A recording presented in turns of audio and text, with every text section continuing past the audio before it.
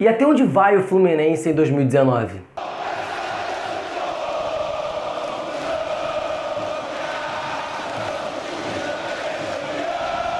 Bom, com o Fluminense já eliminado do Campeonato Carioca e o início do Brasileirão se aproximando, eu vou fazer um vídeo que eu já estava programando há algum tempo, que é onde o Fluminense pode chegar nas competições que ainda resta em 2019, mas com uma visão um pouco mais crítica e não de torcedor. Então eu separei alguns métodos para deixar esse vídeo mais compacto e direto possível, mas ainda assim acho que vai ficar um vídeo um pouco mais longo que o normal. E o jeito de analisar isso tudo que eu decidi fazer, que eu decidi usar na verdade, já que é o time que consegue os resultados em campo, vamos analisar o time que nós temos, o nosso padrão de jogo, e botar em comparação às outras equipes e formatos das competições que vamos disputar até o fim do ano, ou que podemos disputar até o fim do ano. Então, sabendo disso, vamos lá. O Fluminense tem 3 competições que está disponível para jogar até o fim do ano, sendo uma delas com um calendário fechado, que é o Campeonato Brasileiro, que a gente sabe que independente do desempenho que a gente vai vir a ter, a gente vai jogar até o fim do ano. Copa do Brasil Sul-Americana, depende também do nosso desempenho, mas classificando e passando de fase. Enfim, hoje, no dia que eu estou gravando esse vídeo, no dia 9 de abril, o Fluminense jogaria com a Luverdense.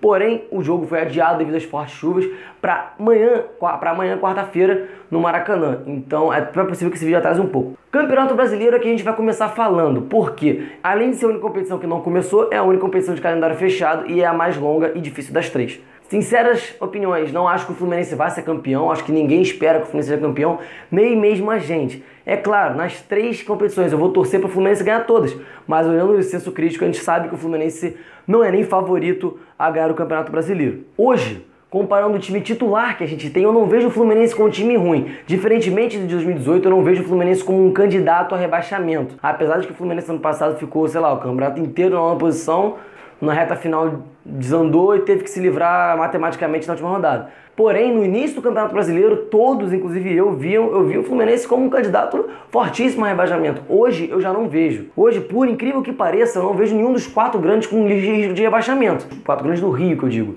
Hoje, se fosse para dar um palpite adiantado, eu colocaria que o Fluminense ficaria ali, brigaria entre a 5ª e a 19ª posição. Ali no meio de tabela, sim, brigaria por um G6, mas também não ficaria muito surpreso se o Fluminense acabasse, sei lá, na 11ª, 12ª posição, porque tem times que podem vir a se equiparar ao Fluminense durante o campeonato. Uma coisa que eu acho que pode ferrar o Fluminense durante o andamento é justamente ter um elenco muito restrito, um elenco muito reduzido. O time titular, como eu disse, não é ruim.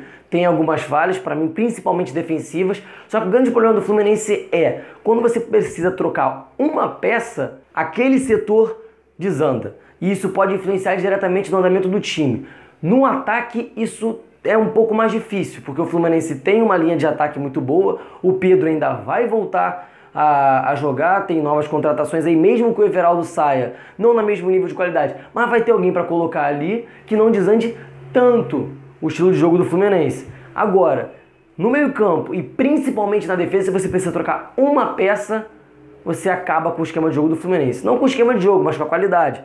Por exemplo, na minha opinião, a gente não tem lateral esquerdo, porque o Mascarenhas mal joga e o Marlon nível muito baixo. Tirando a dupla de zaga principal, Digão e Matheus Ferraz, a gente não tem reserva. Pra botar alguém no lugar do Digão, precisou quebrar a cabeça e ainda assim, o outro aí, não vou citar o nome dele que eu realmente não quero citar, entregou a semifinal da Taça Rio pro Flamengo. Se o Fluminense não se reforçar, incrementar mais o seu elenco para uma competição que dura mais tempo, que requer isso, o Fluminense pode se dificultar. Pode se embananar, pode se enrolar durante o andamento do Campeonato Brasileiro, que mesmo com potencial para ficar ali entre 5º e 10º lugar, na minha opinião, ainda de muita gente, pode acabar ficando um pouco mais atrás, pode não atingir o objetivo principal, que é pegar ali uma pré-Libertadores, porque não tem elenco, não tem casca, não tem bagagem para segurar até o fim do campeonato. Então, para mim, resumindo, é isso. O Fluminense briga entre 5º e 10º lugar na classificação geral do Campeonato Brasileiro, mas pode acabar se enrolando por ter um elenco limitado.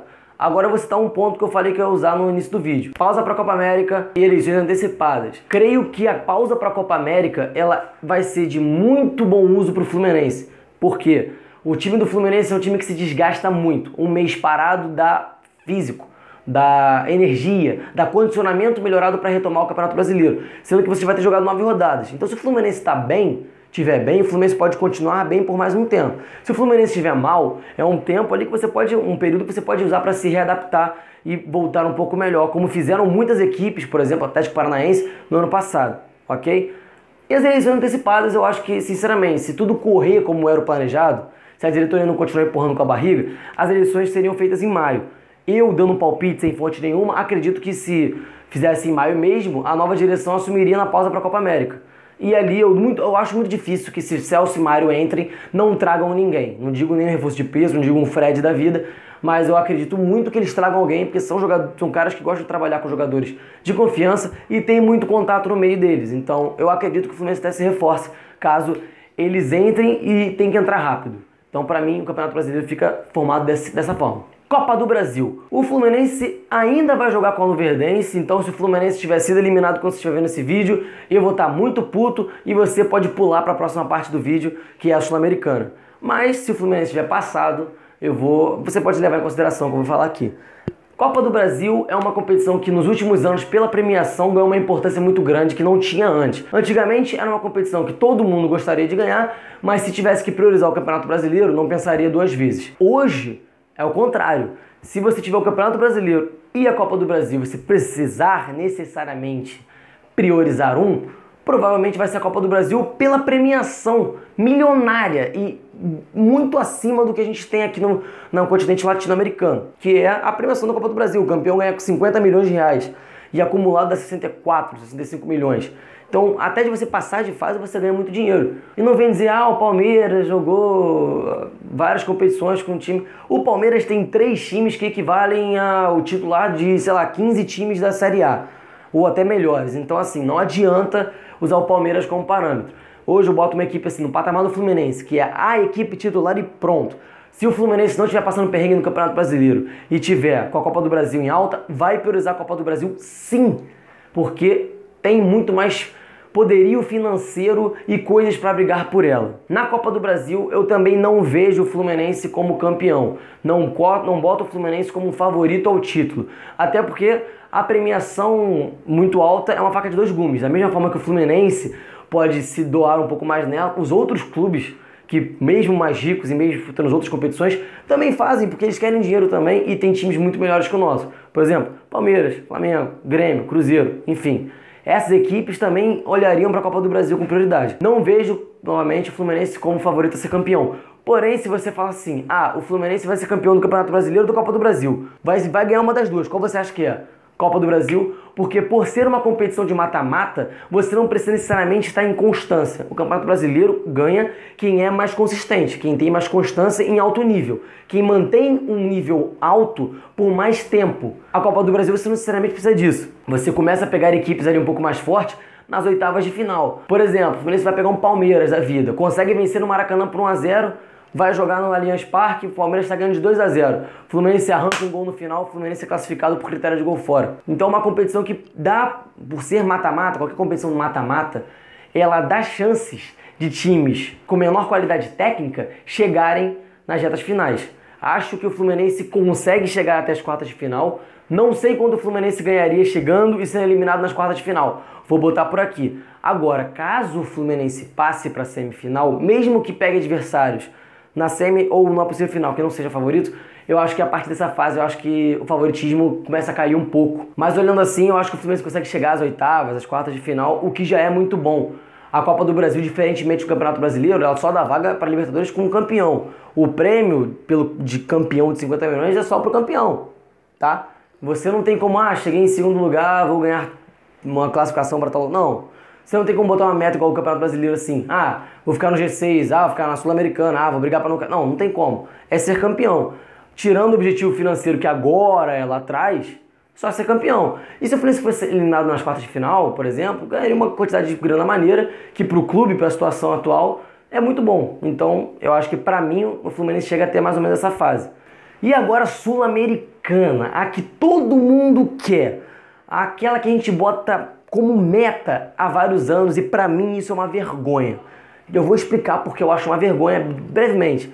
O Fluminense, desde 2016, quer porque quer e tem que ser, é obrigação, é a meta anual, ser campeão da Sul-Americana. Isso para mim é uma vergonha porque mostra que o Fluminense está tão frágil e fraco a ponto de não se classificar para a Libertadores e de não poder sonhar com uma Libertadores como a gente sonhou em 2008, 2012, 2011, mesmo que a gente caiu nas oitavas, 2013 que a gente caiu nas quartas de final, uma falha com o Olímpia. Então, pra mim, isso é uma vergonha. O Fluminense classificaram o time da grandeza do Fluminense todo santo ano olhar a Sul-Americana como a Champions League. Mas, como é a nossa realidade atual e como é a competição que a gente tem mais chance de ganhar, e aqui todo mundo quer, e é a que eu mais quero também, apesar disso tudo, a Sul-Americana também é, pra mim, o único título que o Fluminense efetivamente é favorito. Por quê? Não sozinho, tem outros concorrentes, mas é favorito. E eu defendo uma tese. A Sul-Americana, mesmo que aumentando seu nível técnico a cada ano, é uma competição que ela dá brecha para times mais fracos chegarem na reta final. O Fluminense, com um time horroroso de 2009, foi vice-campeão. O Goiás foi vice-campeão do Independente em 2010, na Sul-Americana, jogando a final já estando rebaixado no Campeonato Brasileiro. A Ponte Preta, que não era nenhum dos grandes clubes do Brasil em 2013, mesmo que apresentando um bom futebol, foi vice-campeã da Sul-Americana pro Lanús, que tinha um time péssimo. A Chapecoense, que ninguém imaginava que ia passar das oitavas de final, mesmo na Sul-Americana, foi campeã, independentemente do acidente, foi campeã, chegou à final, eliminou equipes como São Lourenço, por méritos, mas era uma equipe pequena de sem expressão que ninguém esperava. E outra coisa, se você for parar pra ver, o Fluminense, das últimas todas as competições da Sul-Americana, só foi pegar adversários fortes a partir das quartas de final.